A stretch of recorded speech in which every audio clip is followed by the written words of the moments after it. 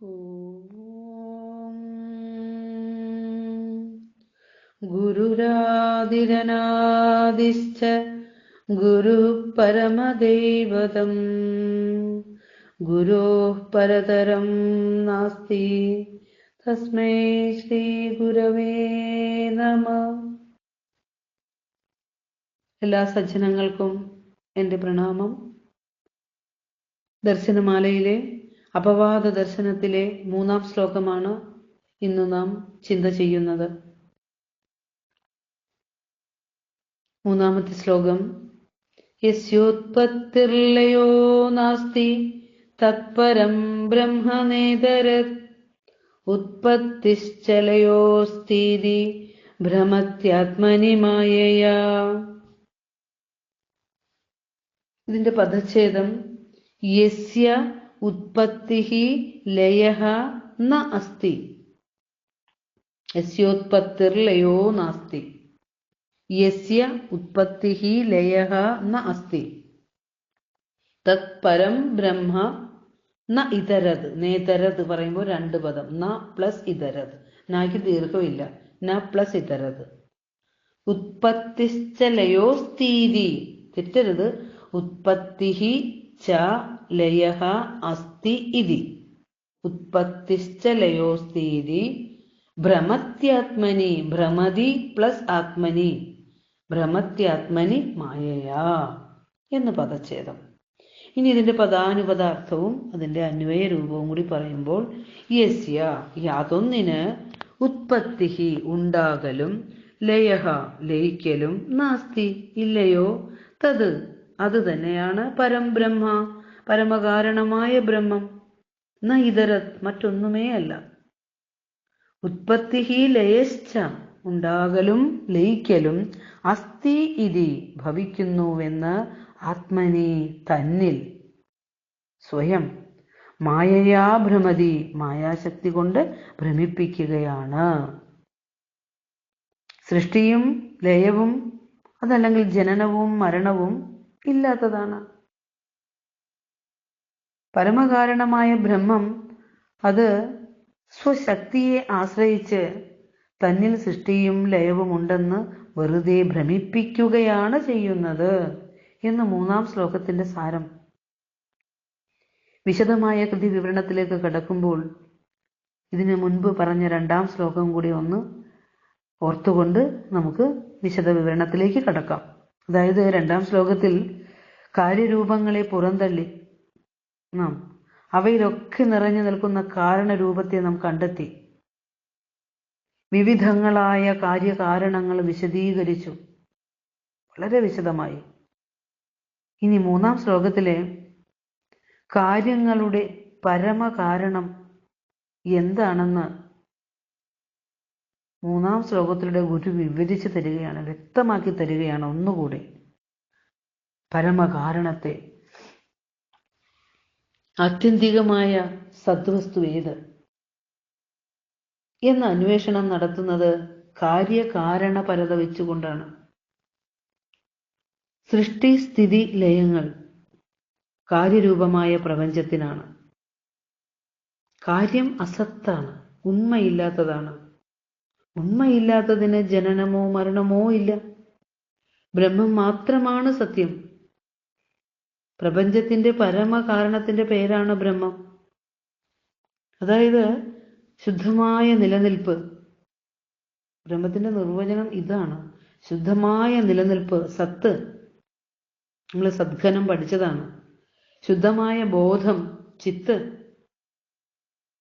ശുദ്ധമായ ആനന്ദവും ഏകീഭവിച്ചതാണ് ബ്രഹ്മസ്വരൂപം, സച്ചിദാനന്ദം. അല്ലെ? ജന്യനവരത്ന മഞ്ജരിയിലൊക്കെ ഗുരു അത് വ്യക്തമായി പറഞ്ഞു തരുന്നുണ്ട്. അല്ലെ?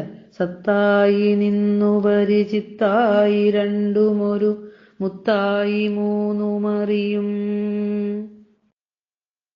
ഇവിടെ ഉപരി സത്തായി നിന്ന്, ഈ പുറത്ത് സദ്ഘനമായി നിന്നുകൊണ്ട്, സർവ്വതിലും നിറയുന്ന ഉണ്മയായി നിന്നുകൊണ്ട്, ഇനി ഉള്ളിലേക്ക് കടന്നാലോ, സത്തും ചിത്തും ഒന്നായി ചേർന്ന രൂപത്തിൽ ചിത്തായി നിന്ന്, അല്ലെ? ചിത്തായി രണ്ടുമൊരു. വീണ്ടും ഉള്ളിലേക്ക് കടന്നാലോ സത്തും ചിത്തും ആനന്ദവും ചേർന്ന ഒരു മുത്തായി സച്ചിദാനന്ദ സ്വരൂപമായി മൂന്നും അറിയും അല്ലെ. അവിടെ ഗുരു വളരെ വ്യക്തമാക്കി തരുന്നുണ്ടത്. പരമകാരണമായ ബ്രഹ്മം മറ്റൊന്നിൽ നിന്ന് ജനിച്ചതായാൽ അത് പരമകാരണമല്ലാതായി തീരില്ലേ? ചിന്തിച്ചു നോക്കൂ. ജനിക്കാത്ത വസ്തു മരിക്കുകയും ചെയ്യുന്നില്ല, അതും നമുക്ക് വ്യക്തമാണ്. ജനനത്തിന്റെ അനന്തരഫലമാണല്ലോ മരണം. ശക്തിസ്പന്ദനം പോലും ഉണ്ടായി മറയുന്നതായി അനുഭവം. ഈ സ്പന്ദനങ്ങൾക്കെല്ലാം ഉണ്ടായി മറയാൻ ഉണ്ടാകാത്തതും മറയാത്തതുമായ ഒരാശ്രയം കൂടിയേ തീരൂ. അതാണ് പരബ്രഹ്മം. ഒരു ആത്മോപദേശ ശതകത്തിലെ 56-ാം ശ്ലോകത്തിൽ നമ്മളോട് പറഞ്ഞു തരുന്നുണ്ട്. കടലിലെഴും തിരമാല പോലെ കായമോരോന്നു ഉടനുടനേറിയമർന്നിടുന്നു. സമുദ്രത്തിലെ തിര ഉണ്ടായി മറയുന്നു. ഓരോ നിമിഷവും നമുക്ക് നോക്കാം, സമുദ്രം ജലം ചലിക്കുമ്പോൾ അതിൽ എത്രയോ തിരകൾ ഉണ്ടായി മറഞ്ഞു പോകുന്നു. സമുദ്രത്തിന്റെ ഉപമ ഗുരു വളരെ വ്യക്തമായി സത്യം ഗ്രഹിക്കാനായിട്ട് നമ്മോട് എപ്പോഴും പറഞ്ഞു തരുന്ന ആ ഒരു ഉപമയാണ്. ആ സമുദ്രത്തിൽ തിര ഉണ്ടായി മറയുന്നത് പോലെ സൂര്യ ചന്ദ്ര മനുഷ്യ പക്ഷ മൃഗാദികള് അപ്പോൾ പൊന്തി വന്ന് മറയുന്നു. അങ്ങനെ പൊന്തി വന്നിരിക്കുന്ന ഒരു കുരുപ്പുകൾ മാത്രമാണ് നാം എന്നറിയണം. പരബ്രഹ്മത്തെ സാക്ഷാത്കരിച്ച ഗുരുവാണ് നമ്മോട് പറഞ്ഞു തരുന്നത് ഇത്. വേദാന്ത സൂത്രം, ഗുരുവിന്റെ വേദാന്ത സൂത്രത്തിലെ അവസാനത്തെ സൂത്രമായ തസ്മാത് തസ്യ സത്വാച്ഛ എന്ന സൂത്രം, തസ്മാത് തസ്യ സത്വാച്ഛ എന്ന ആ സൂത്രത്തിൽ ഗുരു പറയുകയാണ്, അതിൽ നിന്ന് തന്നെ അതിന്റെ നിലനിൽപ്പ് സംഭവിക്കുന്നത് കൊണ്ടും അതൊന്നു മാത്രമാണ് സത്യമെന്ന് തെളിയുന്നു. ഇത് വേദാന്ത സൂത്രം പറഞ്ഞു തരാണ് ഗുരു. പരമകാരണമായ ആത്മതത്വം മറ്റൊന്നിൽ നിന്നും ഉണ്ടായതാകാൻ സാധ്യമല്ല. ഉണ്ടായി മറയുന്നത് എന്തും അസത്യമാണ്. മറ്റൊന്നിൽ നിന്നും ഉണ്ടാവാത്ത അനാദിയും അനന്തവുമായി സ്വയം നിൽക്കുന്ന വസ്തുവാണ് ആത്മാവ്. ആത്മാവിൽ നിന്നു തന്നെയാണ് ആത്മാവിന്റെ ഉണ്മ. ആകാശം മുതൽ ഇങ്ങോട്ടുള്ളതെല്ലാം ആത്മാവിൽ നിലനിൽക്കുന്നു. ഇനി ആത്മാവ് എവിടെ നിലനിൽക്കുന്നു എന്ന് ഗുരു പറയാണ്. അത് ഉപനിഷത്തിന്റെ ഉക്തിയിലെ ഉപനിഷത്ത് സത്യത്തെ ഉദ്ധരിച്ചുകൊണ്ട് പറയുകയാണെങ്കിൽ സ്വേ മഹിംനി, സ്വന്തം മഹിമയിൽ നിലനിൽക്കുന്നു. ആത്മാവ് സ്വന്തം മഹിമാവിൽ നിലനിൽക്കുന്നു എന്ന്. ഇതാണ് ഗുരു വേദാന്ത സൂത്രത്തിന്റെ അന്തിമ സൂത്രത്തിൽ വ്യക്തമാക്കിയത്. യുക്തിയുക്തമായി അദ്വൈത സത്യത്തെ സൂര്യതുല്യം വെളിപ്പെടുത്തി തരുന്ന സൂത്രരൂപമായ വേദാന്ത സൂത്രം എന്ന കൃതിയിലും ഗുരു വെളിപ്പെടുത്തി തരുന്നത് ഒരേ ഒരു സത്യം തന്നെയാണ്. ഉത്പത്തിശ്ചലയോസ്തീതി ഭ്രമത്യാത്മനി മായയാ. ദർശനമാലയിലെ 3-ാം ശ്ലോകത്തിൽ പറയുകയാണ്, ഉത്പത്തിഹി ലയഹാച്ച അസ്തി ഇതി ആത്മനി മായയാ ഭ്രമതി. അചഞ്ചലവും ബോധഘനവുമായ പരമാത്മാവിൽ മായ കൊണ്ടുണ്ടാകുന്ന ഭ്രമമാണ് ജീവാത്മാക്കളുടെയും ശരീരങ്ങളുടെയും ജനന മരണങ്ങൾ എന്നറിയണം. ഏതൊന്നിനും ഒരു കാരണമുണ്ട്. കാര്യങ്ങളെ ഉളവാക്കുന്നത് ആ കാരണശക്തിയാണ്. ഉദാഹരണം പറഞ്ഞാൽ, വ്യാവഹാരിക തലത്തിൽ പറഞ്ഞാൽ, മണ്ണിലെ ശക്തിയാണ് അതിനെ പാത്രങ്ങളായി മാറാൻ അനുവദിക്കുന്നത്. കയറിലെ ശക്തിയാണ് അതിനെ പാമ്പായി കാണിക്കുന്നത്. ആ ശക്തിയുടെ പ്രകടനമാണ് ഈ കാര്യരൂപങ്ങളെല്ലാം തന്നെ എന്നറിയണം. കാരണത്തിൽ തന്നെയാണ് ശക്തി ഉള്ളത്. ആ പ്രകടനമാണ് കാണുന്നത് എല്ലാം എന്നറിയണം. ഇപ്പൊ വൈദ്യുതിയെ നമുക്ക് കാണാൻ സാധ്യമല്ല. വൈദ്യുതിയുടെ പ്രകടനങ്ങൾ ഫാനിലെ കാറ്റായും ബൾബിൽ പ്രകാശമായും AC-യിൽ തണുപ്പായും ഹീറ്ററിൽ ചൂടായൊക്കെ നമുക്ക് അനുഭവിക്കാൻ സാധിക്കുന്നുണ്ട്. അതുപോലെ പരബ്രഹ്മശക്തിയുടെ പ്രകടനമാണ് ജീവനും ജഗത്തും എന്ന് വ്യക്തമായി അറിയണം. അതാണ് ഗുരു പറഞ്ഞത്. ഇവിടെ ഭ്രമത്യാത്മനിമായയ.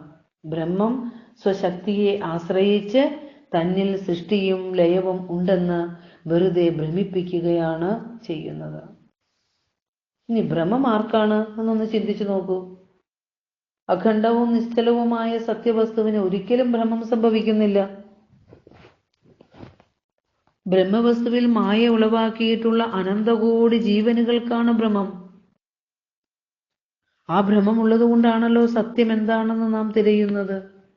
ഈ സത്യത്തെ തിരയുന്നത് തന്നെ, ആ പരമസത്യം എന്താണ് എന്ന് അറിയുന്നത് തന്നെ എന്തുകൊണ്ടാണ്? ഇത് അസത്യമാണ് എന്ന് അറിഞ്ഞതുകൊണ്ടാണ്.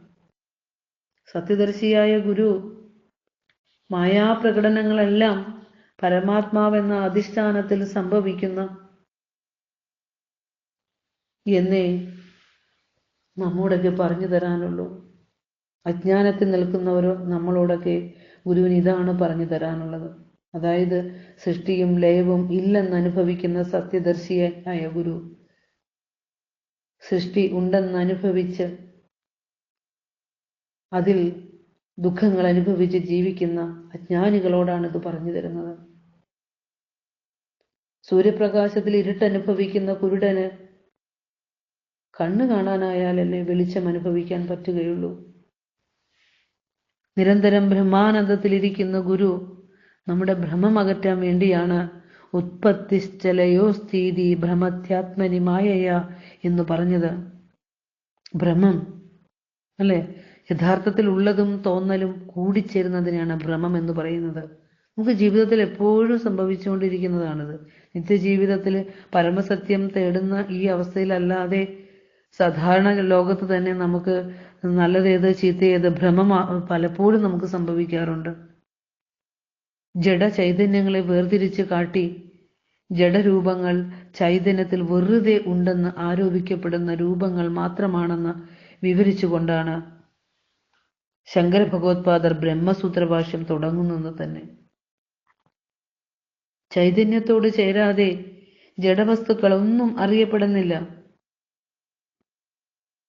പ്രപഞ്ചത്തിൽ ഭ്രമജന്യമായ കാഴ്ചകൾക്ക് നാം സങ്കല്പനിർമ്മിതമായ പേരുകൾ നൽകിയിരിക്കുന്നു. അത്രയേ ഉള്ളൂ. പഞ്ചഭൂതങ്ങളും അവയിൽ കാണുന്ന രൂപങ്ങളും വെറും ആലാപമാത്രമഖിലം. ജനനി നവരത്ന മഞ്ജരിയിൽ ഗുരു പറയുക, മേലായ മൂലമതിയാൽ ആവൃതം ജനനി നീ ലാസ്യമാടി വിടുമേ കീലാല വായുവനല കോലാഹലം ഭുവനമാലാപമാത്രമഖിലം എന്ന്. മേലായ മൂലമതിയാൽ പരമകാരണമായ ജ്ഞാന സ്വരൂപത്താൽ ആവൃതം അകവും പുറവും നിറയപ്പെട്ടിട്ടുള്ളതും. ഈ പ്രപഞ്ചം ബ്രഹ്മസത്തയാൽ നിറയപ്പെട്ടിരിക്കുന്നു എന്ന് പറയാണ്. ഗുരു പറയാ, നീ ലാസ്യമാടി വിടുമേ. നിന്റെ സ്പന്ദന വേഗതയിൽ ക്രമമനുസരിച്ച് രൂപം കൊള്ളുന്ന ജലം, വായു, അഗ്നി, ഭൂമി ഇവ കൂടിക്കലർന്നതാണ് നിരവധി നാമരൂപങ്ങളോടുകൂടി കോലാഹലമായി കാണപ്പെടുന്ന ഈ പ്രപഞ്ചം. വെറും പേരുകൾ മാത്രം, ആലാപമാത്രമഖിലം. എത്ര അനുഭൂതിദായകമായ പദങ്ങളാണ് ഗുരു ഉപയോഗിച്ചിരിക്കുന്നത്. ഉറപ്പിച്ചാണ് ഗുരു പറയുന്നത്.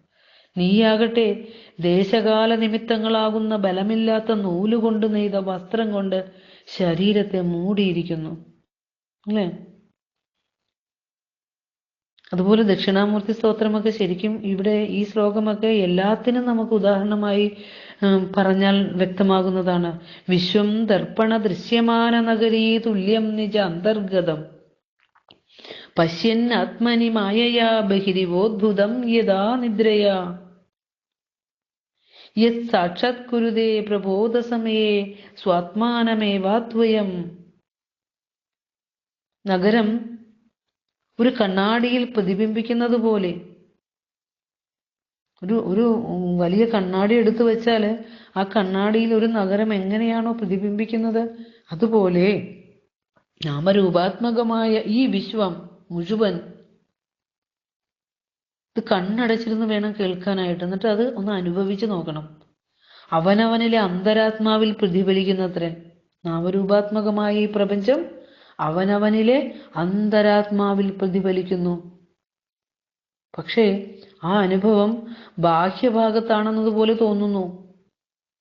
നമുക്കൊക്കെ അങ്ങനെ തന്നെയല്ലേ? പ്രപഞ്ചം നമ്മൾ പുറത്തല്ലേ കാണണത്, പുറത്താണെന്നാണ് നമ്മുടെ ചിന്ത. പക്ഷെ നമ്മളൊന്ന് ആലോചിച്ച് നോക്കൂ, നമുക്ക് മനസ്സുണ്ടെങ്കിലല്ലേ പ്രപഞ്ചമുള്ളൂ. നമ്മൾ ഉറങ്ങുമ്പോൾ നമുക്ക് പ്രപഞ്ചമുണ്ടോ? ഇല്ല. മനസ്സടങ്ങിയാൽ പ്രപഞ്ചമില്ല. മനസ്സുണ്ടോ? പ്രപഞ്ചമുണ്ട്. സ്വപ്നവേളയിലും അങ്ങനെയാണല്ലോ. സ്വപ്നത്തിൽ നിന്ന് ഉണർന്നാൽ എല്ലാം ഒന്നായിത്തീരുന്നു. സ്വപ്നം കാണുമ്പോൾ മാത്രമാണ് ആ സ്വപ്ന പ്രപഞ്ചമുള്ളത്. അതുപോലെ തന്നെയാണ് ജാഗ്രതയിലും. നീണ്ട സ്വപ്നമാണെന്നേ ഉള്ളൂ. പ്രതിബിംബത്തിന് ബിംബത്തിൽ നിന്ന് അന്യമായ ഉണ്മയില്ലെന്ന് സ്ഥാപിക്കാനാണ് ഇവിടെ വിശ്വം ദർപ്പണ ദൃശ്യമാന നഗരി എന്ന ഉപമ എന്ന ആ ശ്ലോകം അവിടെ ഭഗവത്പാദർ ഉപയോഗിച്ചത്. കണ്ടോ? എല്ലാം നമ്മൾ എപ്പോഴും പറയാറുണ്ട്, മഹാഗുരുക്കന്മാർ സത്യദർശികളാണ്. അവർ പറയുന്ന സത്യത്തിന് ഒരേ സ്വഭാവമാണുള്ളത്.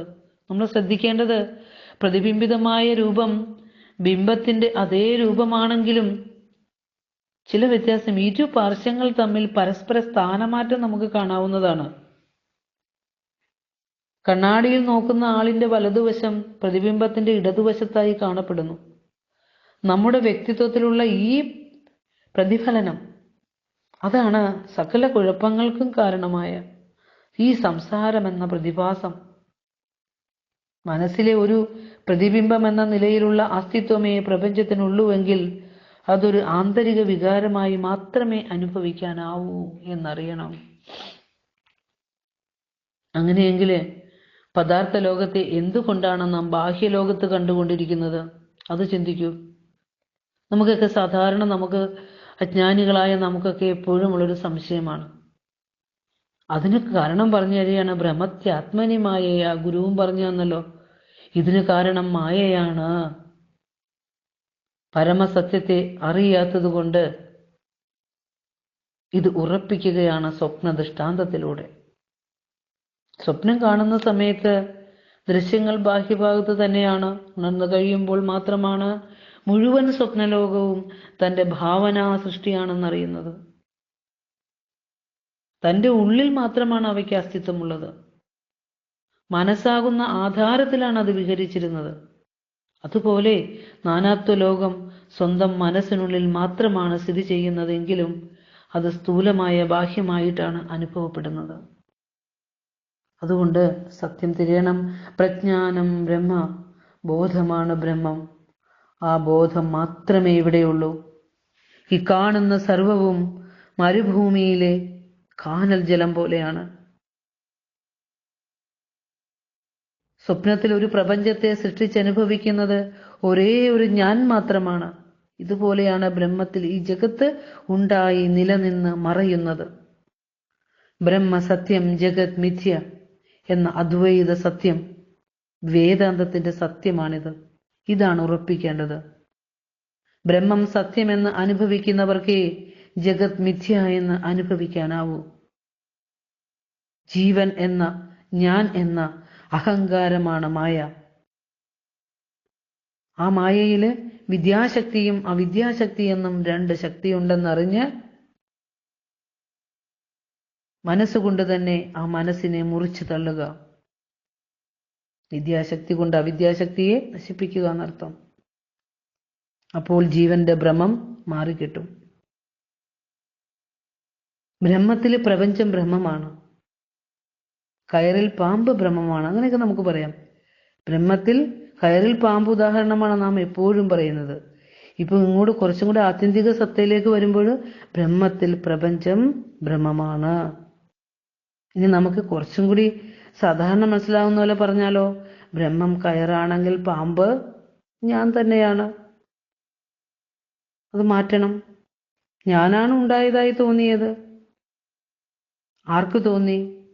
ബ്രഹ്മം തന്നെ അതിൻ്റെ അവിദ്യാശക്തിയാൽ ഭ്രമിപ്പിക്കുന്നു. ആ ഭ്രമത്തെ ബ്രഹ്മം കൊണ്ട് തന്നെ മാറ്റണം.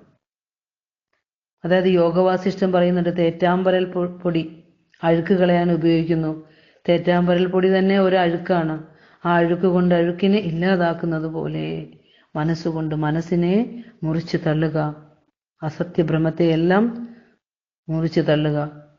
ജ്ഞാനത്തിൽ ഉണർന്നാൽ എന്ത് സൃഷ്ടി, എന്തു ലയം. ഗുരുവിന്റെ അനുഭവമാണ് ഗുരു നമ്മോട് പറഞ്ഞു തരുന്നത്. വീണ്ടും പറയുകയാണ്, ഇവിടെ സൃഷ്ടിയില്ല, ലയമില്ല. സൃഷ്ടി, സ്ഥിതി, ലയം, തിരോധാനം, അനുഗ്രഹം. അനുഗ്രഹം വരുമ്പോൾ എല്ലാം തിരോധാനം ചെയ്യും.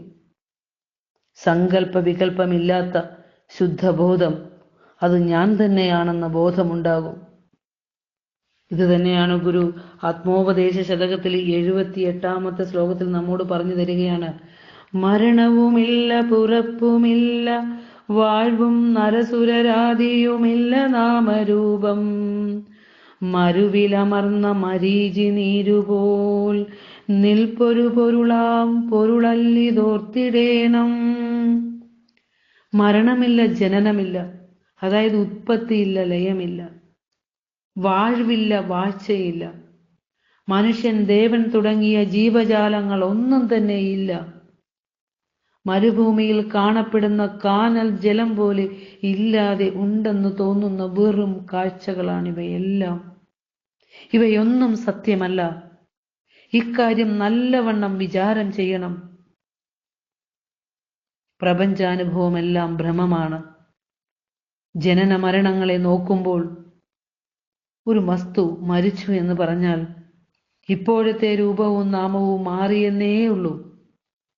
പുതിയ നാമരൂപങ്ങൾ കൈക്കൊള്ളുന്നതിനെ ജനനമെന്നും ഇപ്പോഴുള്ള നാമരൂപങ്ങൾ നഷ്ടമാകുന്നതിനെ മരണമെന്നും പറയാം. ഒരു സ്വർണ്ണപ്പണിക്കാരൻ മാലയെ വളയാക്കിയാൽ മാല മരിച്ച് വള ജനിച്ചു എന്ന് പറയാം. ഓക്സിജനും ഹൈഡ്രജനും ചേർന്ന് വെള്ളമുണ്ടായാൽ ഓക്സിജനും ഹൈഡ്രജനും മരിച്ചുവെന്നും ജലം ജനിച്ചുവെന്നും പറയാം. ഇവയൊക്കെ വസ്തുവിൽ മാറി മാറി വരുന്ന വികാരങ്ങളാണ്. വസ്തു മരിക്കുകയോ ജനിക്കുകയോ ചെയ്യുന്നില്ല. അതുപോലെ പ്രപഞ്ചനാമരൂപങ്ങൾ നിത്യമായ വസ്തുവിൽ മാറി മാറി മാറി പ്രകടമായി മറഞ്ഞുകൊണ്ടിരിക്കുന്ന വെറും കാഴ്ചകളാണ്. കാഴ്ചകൾ മാറി മാറി വന്നാലും സത്യവസ്തുവിന് മാറ്റമില്ല. നിത്യനാണ്, അച്ചലനാണ്. ഇത് മനനം ചെയ്തുറപ്പിച്ച് നാമരൂപങ്ങളുടെ പിന്നാലെ സുഖം തേടിയുള്ള ഈ അലച്ചിലിന് ഒരു അറുതി വരുത്തുക. വസ്തുബോധം നേടി അത് ഞാനാണെന്നറിഞ്ഞ്, ആ വസ്തു താൻ തന്നെയാണെന്ന് സ്വയം അറിഞ്ഞ് ജനന മരണ ഭ്രമങ്ങൾ അകറ്റണം. ഒന്നുമില്ലെങ്കിലും ഈ സംസാര സങ്കടങ്ങളിൽ നിന്നെങ്കിലും ഒരു മോചനം കിട്ടണം. അതിനാണ് നാം സത്യത്തെ മനനം ചെയ്യുന്നത്. അതിനാണ് ഗുരു നമ്മെ സത്യത്തോട് അടുപ്പിച്ചു കൊണ്ടുവരുന്നത്. ഗുരുവിന് ഏറ്റവും പ്രിയപ്പെട്ടവരെയാണ് ഗുരു ഇത് കേൾപ്പിക്കുന്നത്. ഒരു സംശയവുമില്ല.